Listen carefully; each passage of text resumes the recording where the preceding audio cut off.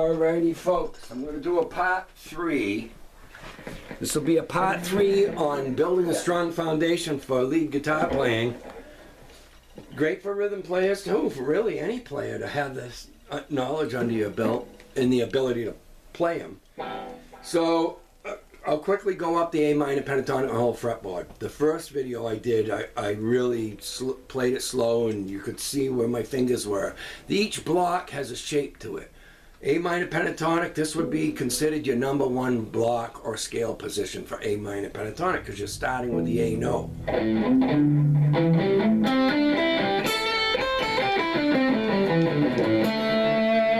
Then there's block 2, which is, think of it this way, it's the major key that A minor comes from. Starts with a C note. So you go here with your middle finger and you just go up the notes of the A minor pentatonic, which is also C major. It's A, C, D, E, G. A, C, D, E, G. That's it, just repeats.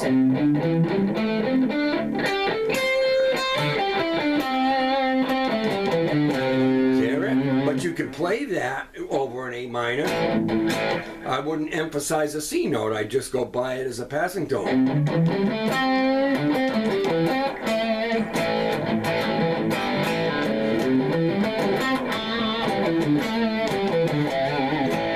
You know, that kind of thing. So that's your number 1. Your number 2 blocks is the major key it comes from. You're starting with the C. The third block up, I call it the step over block because you have to, when you go up 3 strings in a row the same way, middle finger baby, then you just go and you got to step that over. Now when you solo, you don't have to do this. You can go, you can park your hands, but this is to develop finger independence and to keep your hand movement minimal. That's why I'm using these fingers. See how minimal effort of moving it is? But if you try to, get in there and I'll just by the time you do that, I could play all 5 scale positions. So, anyways, and then the block 4 is the same thing as we do at the open position.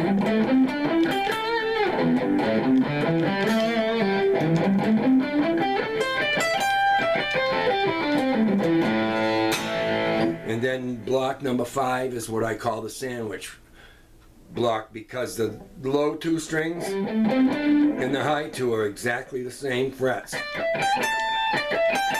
And the middle 2 are finger 1 and 4.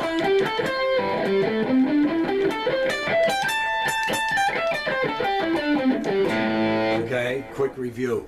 Then the part 2 video that I did, I talk about a 5 count and a 6 count. 6 count would be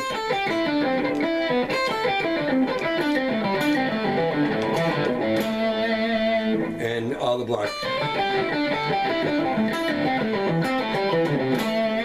And all the blocks and then plus descending, going this way. This is ascending actually because the notes get higher.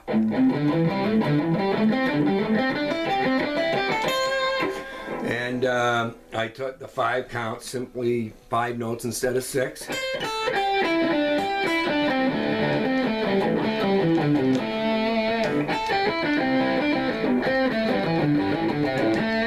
That kind of thing. What happens is you really get this pentatonic shape inside of you. You're developing the right and left hand coordination with each other,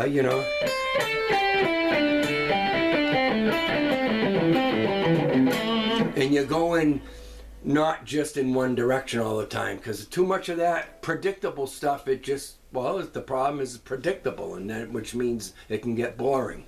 These little things will help make your phrases get more interesting, or they can help do that anyways. So today, and again, all those things in all the blocks.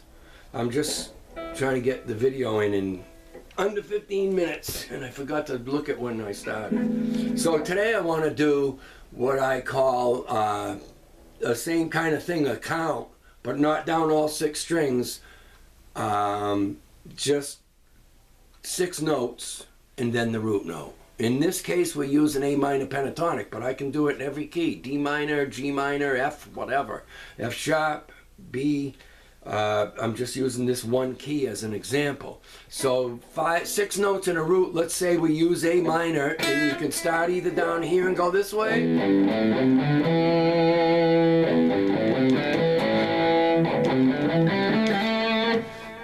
But I usually do the descending. So 1, 2, 3, 4, 5, 6, root note. Because the root note we're going to hit will be different when we start getting up here. We're going to hit a different A. You got an A here. You know, they're all over the place. So in this one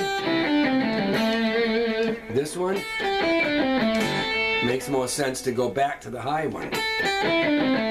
But you can go and hit that twice.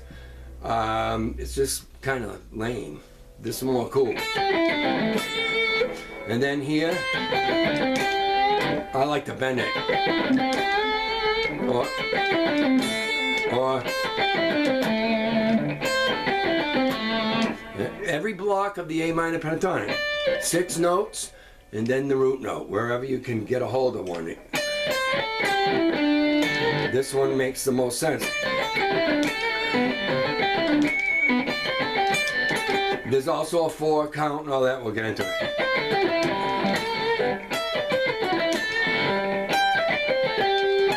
You go.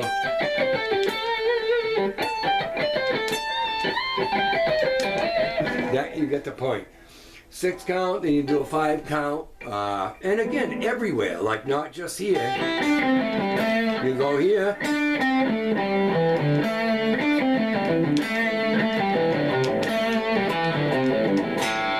All the way down them, you know.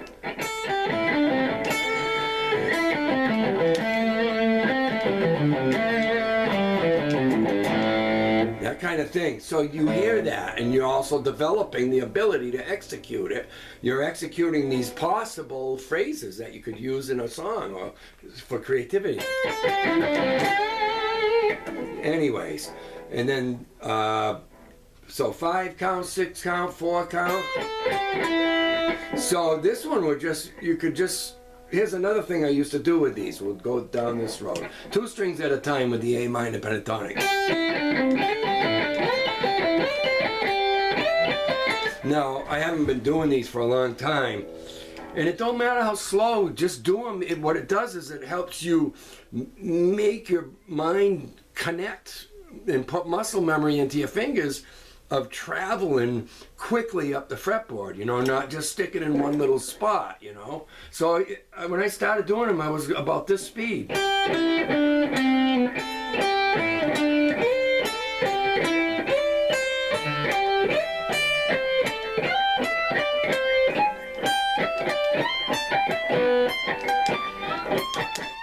And then the other way.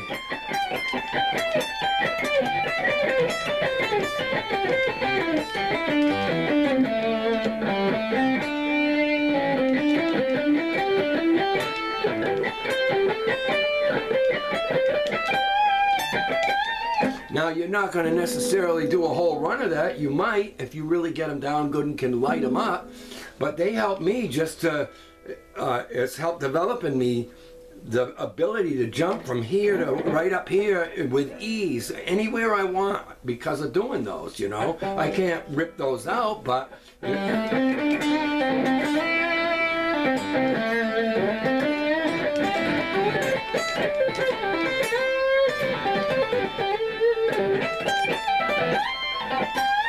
You know, I'm just hacking, but my point being, it helps get it past that fear, you know, of traveling, moving, and going to all the limits there are on the fretboard with more ease. So that kind of thing, that's my part 3. Taking those and just doing any count. You want to, maybe a double 3 count.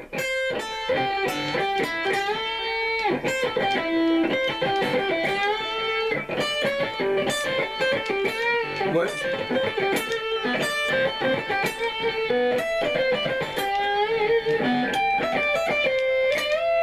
Yeah. Whatever, just any kind of pattern, but just stay with that pattern and do them in all the blocks all the way up, and do them going down all the strings in each block. You know, I wouldn't do it, I never sat and did it on all of them all at once. Like one day I might focus on the high 2 strings.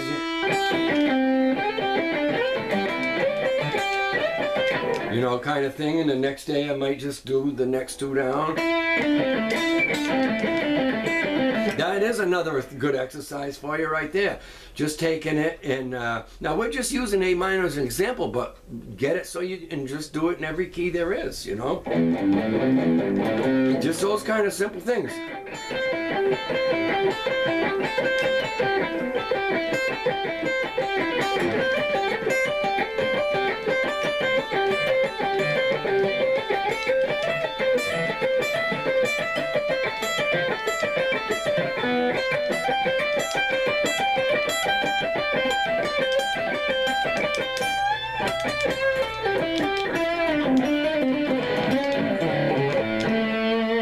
Alright, so that's enough. That's part 3 on the A minor pentatonic. Milking it. There's a gazillion things you can do with them in all the blocks that will really bring your playing up to a high level.